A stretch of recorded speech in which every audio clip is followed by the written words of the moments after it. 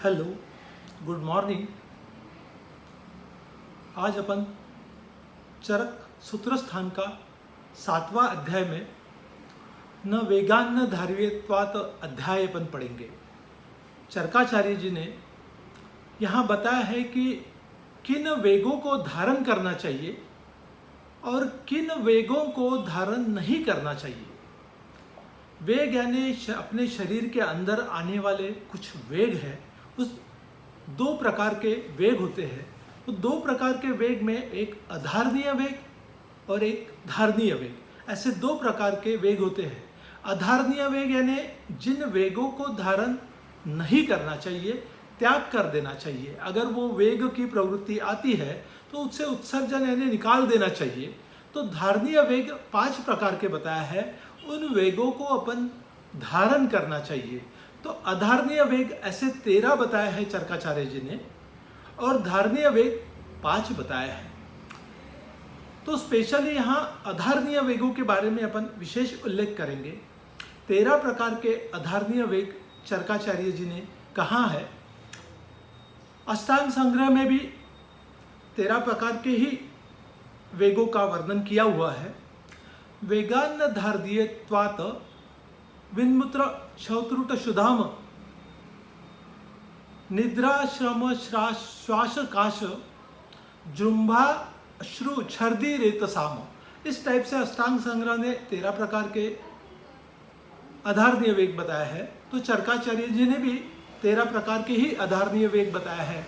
उसमें प्रथम, अब ये जो वेग धारण करने से क्या नुकसान हो सकता है, इस बारे में भी चरकाचार्य जी ने यहाँ उल्लेख किया है। तो ये 13 अधारणीय वेगों में सर्वप्रथम अपन मूत्र का अपन क्यों धारण नहीं करना चाहिए, ऐसा चरकाचार्य जी ने बताया है। तो मूत्र जो वेग अगर आते हैं तो उसका उत्सर्जन कर लेना चाहिए।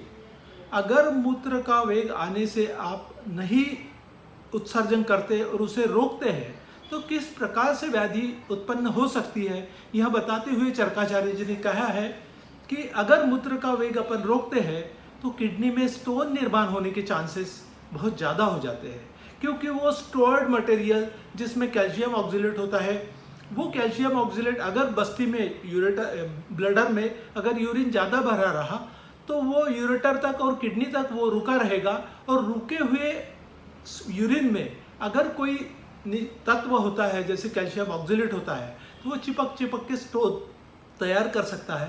तो किडनी स्टोन होने के चांसेस बहुत ज़्यादा हो जाते हैं। उसी प्रकार मूत्र का वेगों को रोकने से प्रोस्टाइटिस भी हो सकता है।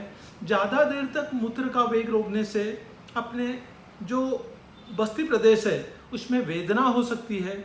अगर ये वेदना ज़्यादा होने से वहाँ वायु का स्तंभन हो जाएगा और वो वायु ऊर्ध्वगामी होके ऊपर के मार्ग से जाके बहुत सारे विकृत लक्षण अपने शरीर में मिल सकते हैं। अगर ज़्यादा देर तक ब्लडर में या किडनी में यूरिन रुकी रही तो यूरिनरी इन्फेक्शन होने का भी डर लगा रहता है। तो स्पेशली मूत्र का वेग ज़्यादा नहीं रोकना चाहिए। उससे यूटीआई होना, किडनी स्टोन होना, प्रोस्टाइटिस होना आदि अनेक रोगों को जन्म ले सकते हैं। इसलिए मूत्र जैसे वेगों का धारण नहीं करना चाहिए। सेकंड बताया उन्होंने कि पुरुष यानी मल। जब मल का वेग आता है तो मल के वेगों को ज़्यादातर रोकना नहीं चाहिए, इसलिए कि अगर ज़्यादा देर तक मल रोके तो अपान वायु निकलने में कठिनता आएगी। अगर अपान वायु बृहदांत्र में रुक गया तो वो अपान वायु ऊर्ध्वगामी होके व्यान और उदान वायु को विकृत करेगा और ऊर्ध्वगामी होके अपने बीपी को बढ़ा सकता है, हाइपरटेंशन हो सकता है, चक्कर आ सकते हैं। अगर आपको पुरुष का अगर वेग आता है या लैट्रिन लगती है तो बहुत ज़्यादा देर तक उसे रोकना नहीं चाहिए। अब मल रहता कहाँ है? रेक्टम में। रेक्टम में अगर ज़्यादा देर तक मल रह गया है तो वहाँ सड़न पैदा करेगा, वहाँ पाइल्स तैयार करेगा, वहाँ फिशर तैयार करेगा, वहाँ फिस्टुला तैयार करेगा। एनस मार्ग में ऐसे 3-4 प्रकार के रोग होने के बहुत ज़्यादा चांसेस है। इसलिए मल का वेग, पुरुष मल का वेग नहीं रोकना चाहिए। उससे अगर वायु, अपान वायु अगर रुक गया, अगर मल वेग के साथ साथ आप पुरुष वेग के साथ साथ अपन अपान वायु का भी त्याग करते हैं, तो वो अपान वायु का भी अगर त्याग नहीं किए तो ऊर्ध्वगामी होके वो आपको हाइपरटेंशन जैसे विकृति भी निर्माण कर सकते हैं। इसलिए बहुत बार ऐसा होता है कि सुबह सुबह पैरालिटिक अटैक आता है। पैरालिटिक अटैक आने का वही कारण होता है कि अगर किसी को लैट्रिन लगी है सुबह और वो वृद्धावस्था में है, तो लैट्रिन नहीं हुई, अगर हार्ड हो रहा है या उसने रोक दिया या गया नहीं, तो बहुत बार होता है हाइपरटेंशन बढ़ने के चांसेस होते हैं। और हमेशा बहुत बार ऐसा होता है कि वृद्धावस्था में लैट्रिन में ही बीपी बढ़ जाने से पैरालिटिक अटैक होता है। लैट्रिन में ही बीपी बढ़ जाने से पैरालिटिक अटैक जनरली मॉर्निंग में क्यों होता है?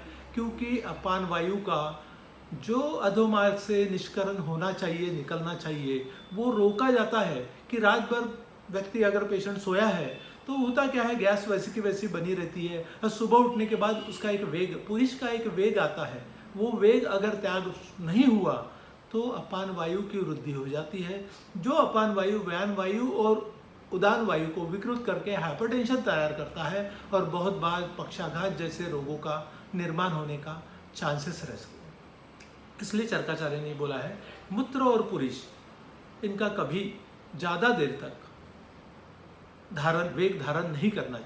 तीसरा वेग के बारे में बताया शुक्र यानी सीमेन, स्त्री में आर्तव बोलेंगे अपन। वो अगर निकल रहा है तो वो उसे निकालना ही पड़ेगा। जनरली ये विशेषतः तारुण्य अवस्था में आने वाले वेग होते हैं।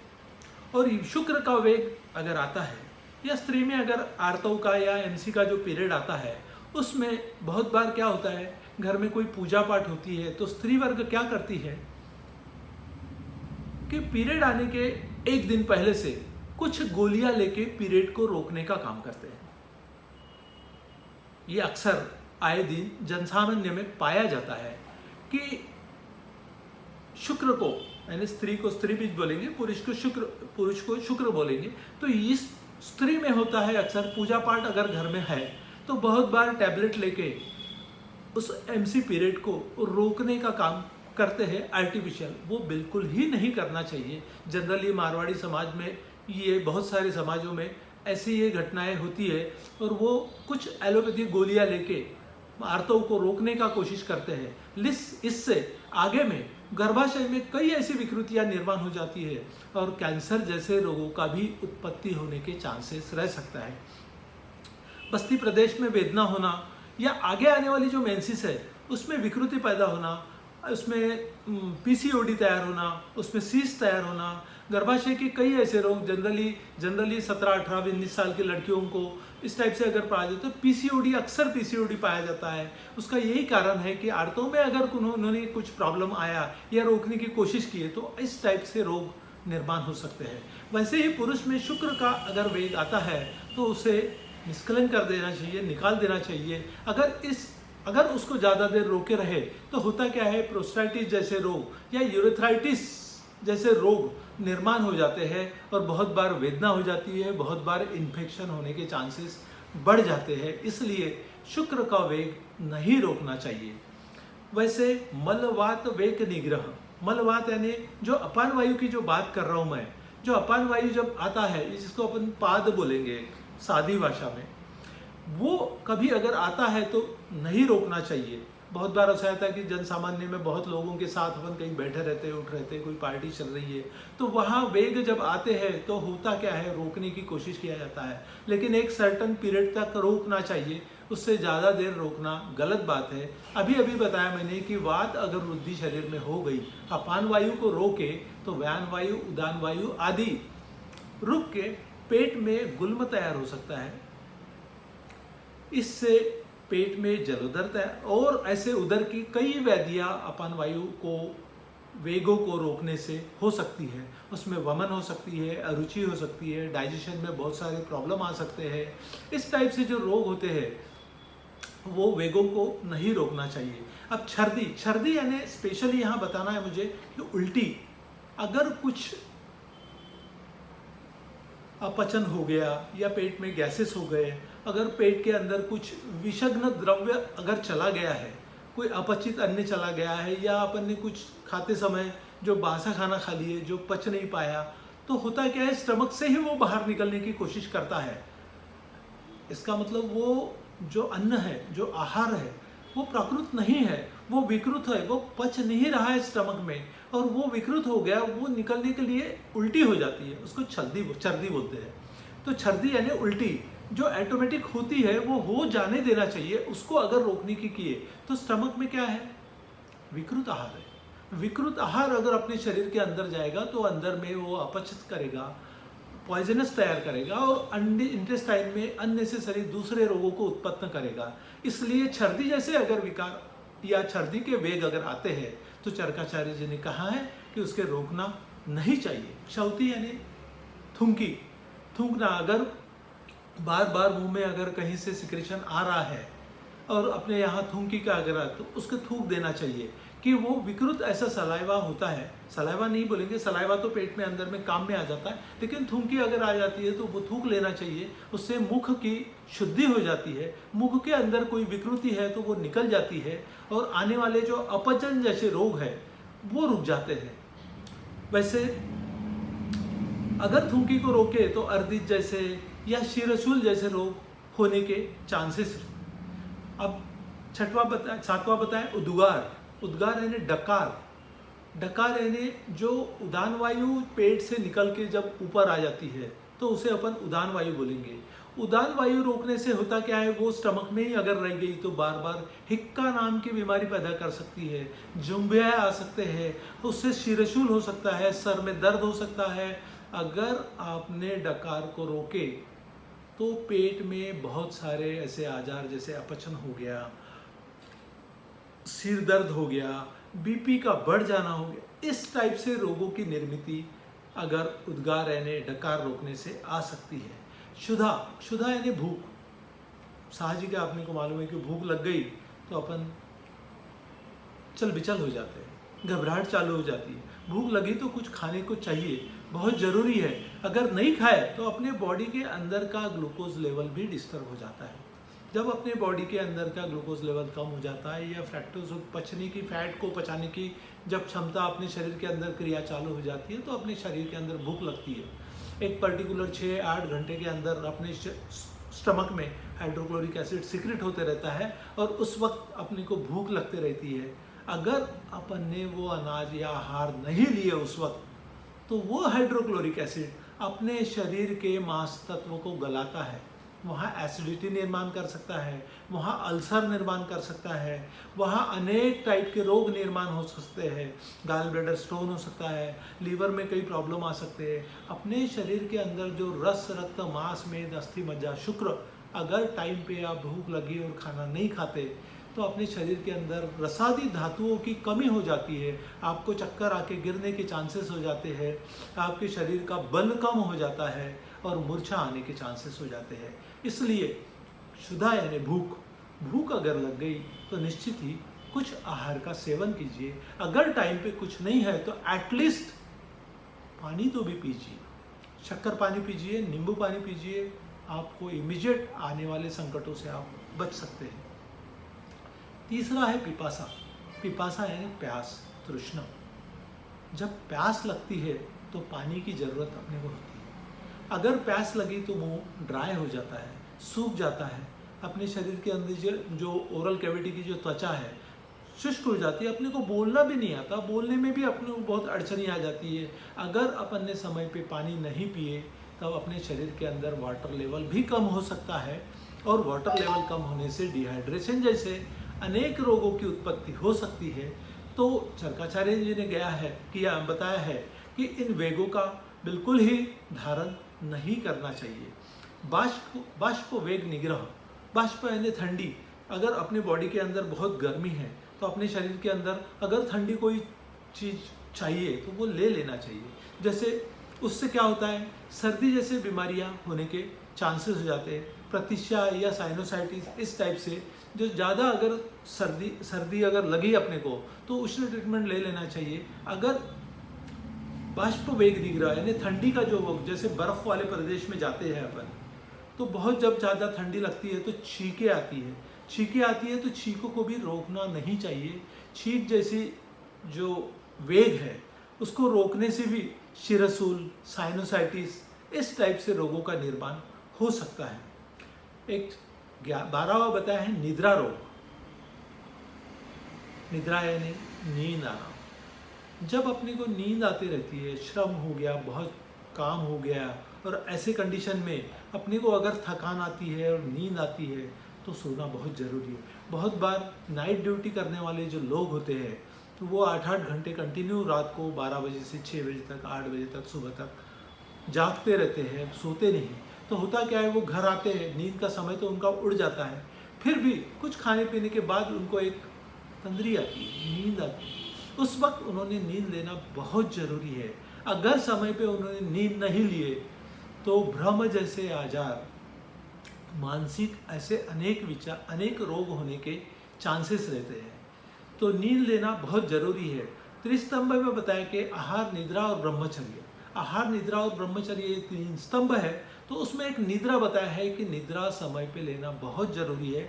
अगर समय पे निद्रा नहीं हुई तो आपको हाइपरटेंशन और चक्कर आना और घबराहट होना, इस टाइप से अनेक ऐसे हृदय रोग भी जड़ सकते हैं आपको। तो ऐसे रोगों की निर्मित होने के चांसेस बहुत ज़्यादा हो जाते हैं। श्रम निश्वास वेग, 14वां बताया श्रम। श्रम का वेग यानी बहुत ज़्यादा अगर थकान आ गई, आपने बहुत ज़्यादा काम कर लिए, बहुत ज़्यादा शारीरिक श्रम कर लिए, और उसके बाद में आपको जब थकान आती है तो सोना बहुत ज़रूरी है, या बैठना बहुत ज़रूरी है, श्वास लेना बहुत ज़रूरी। बहुत बार अपन कोई काम कर रहा है कंटिन्यू, तो उसको बोलते हैं बेटा बहुत श्रम हो गया, थोड़ा बैठ जाइए, थोड़ा आप आराम कर लीजिए। मतलब बहुत ज़्यादा अगर कोई वर्क करता है तो उसे यूँ ही अपन बोलते हैं कि थोड़ा सा बेटा बैठ जाए। इसका मतलब क्या है कि उसको श्रम को, वेग को रोक, उसको लेना चाहिए कंटिन्यू। उसको कंटिन्यू काम करने नहीं लगाना चाहिए कि अभी 2 घंटे काम कर लिया, 4 घंटे काम कर लिया, फिर उसको कंटिन्यू और काम में लगाओ।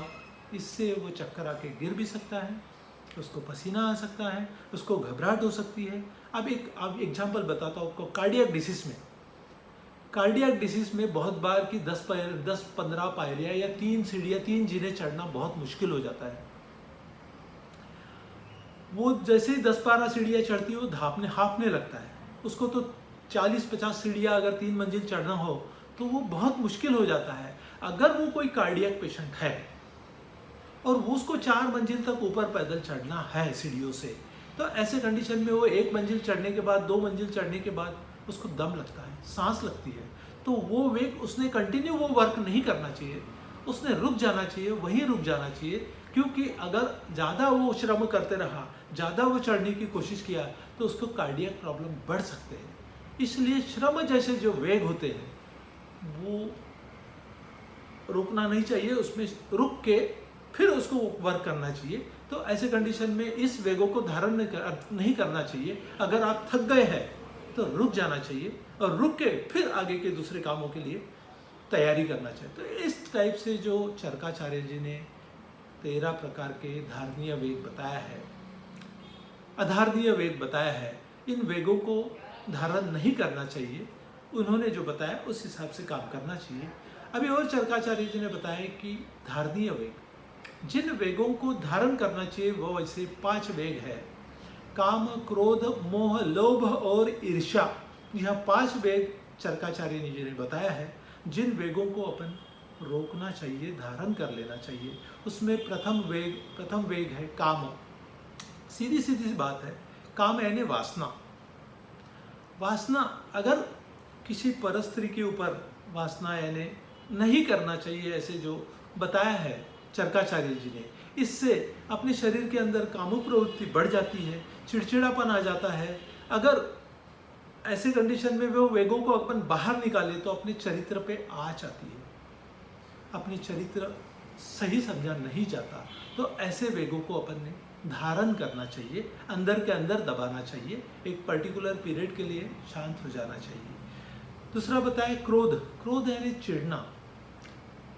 अगर बहुत ज़्यादा किसी ने कुछ बोल दिया अपन ने और उसके ऊपर अपन चिढ़ गए, तो चिढ़ने से क्या होता है, अपने शरीर के अंदर का बीपी बढ़ जाता है, रक्त का संवहन बढ़ जाता है। रक्त का संवहन बढ़ने से अपने शरीर के अंदर का वायु विकृति बढ़ जाती है और वायु विकृति बढ़ जाने से बीपी शूटअप हो जाता है।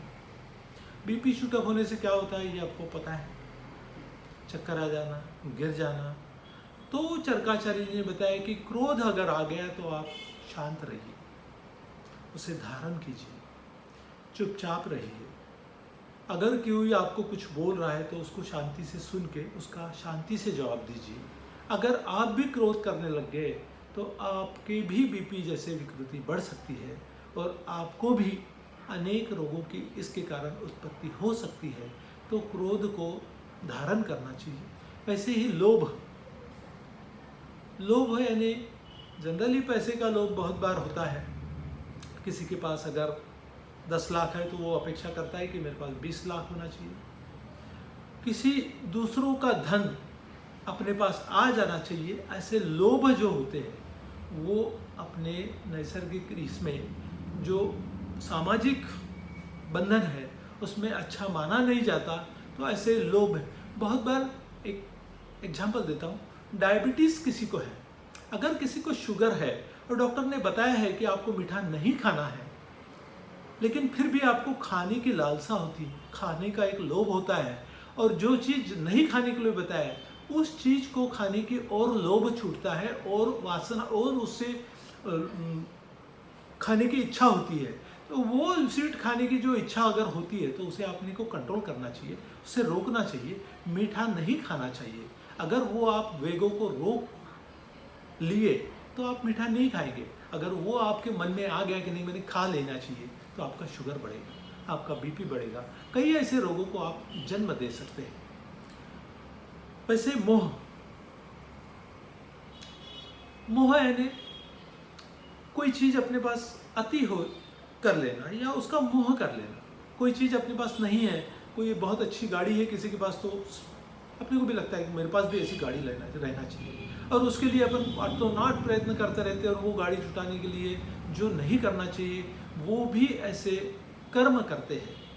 जैसे व्यापार में, जैसे कोई नौकरी कर रहा है तो उसमें रिश्वत ले लेना, इस टाइप से जो लोभ है वो आ जाता है, वो मोह आ जाता है। और उसके कारण कई ऐसी जनसामान्य में अपने हाथ से कोई गलतियां हो जाती है जिसके कारण अपने को कई ऐसे संकटों को सामना करना पड़ सकता है। इसलिए मोह को धारण करना चाहिए, उसका वेग को निकालना नहीं चाहिए, उस मोह को कुछ। वैसे एक है ईर्ष्या, दूसरों से ईर्ष्या नहीं करना चाहिए। कोई अच्छा दिख रहा है, कोई कुछ हो रहा है, किसी के बारे में ईर्ष्या, अपन खुद अच्छा बनने की कोशिश करो, दूसरे के बारे में ईर्ष्या करने की जरूरत नहीं। ये काम, क्रोध, मोह, लोभ, ईर्ष्या आप जानते हैं और अच्छे से पहचानते हैं। उस वेगों को आप धारण करना चाहिए, ऐसे चरकाचार्य जी ने कहा है। और ये जो 13 आधारणीय वेग है जिसके कारण से अपने शरीर के अंदर कैसे रोग हो सकते हैं, यह चरकाचार्य जी ने बताया है। तो मैं आज का यह अध्याय यहीं समाप्त करता हूँ कि 13 आधारणीय वेग और 5 धारणीय वेग आप अपने जीवन में भी इसका सदुपयोग करेंगे, समय समय पे उसका वेगों का धारण करेंगे और समय समय पे वेगों का, आधारणीय वेगों का विचार करेंगे। धन्यवाद। आज का समय यही समाप्त।